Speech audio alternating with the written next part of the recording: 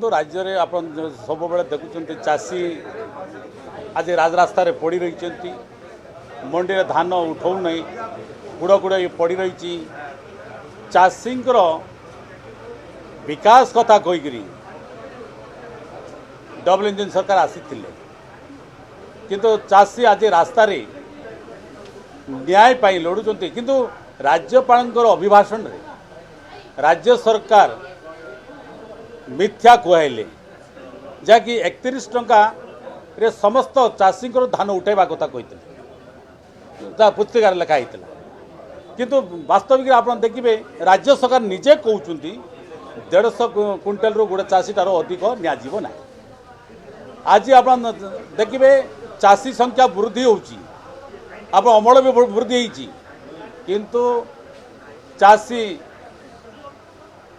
सरकार आओ मिलर मान मधुचंद्रिका आज आप देखते अभाव बिक्री होची चाषी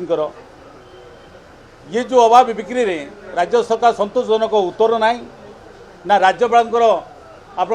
जो अभिभाषण रे राज्यर विकास पाई शिक्षा कथा कहतु स्वास्थ्य कथा कहतु जे चाषी कथा कहतु राज्यर विकास पाई ये कौन प्रकार नूतन से स्थानित है नहीं।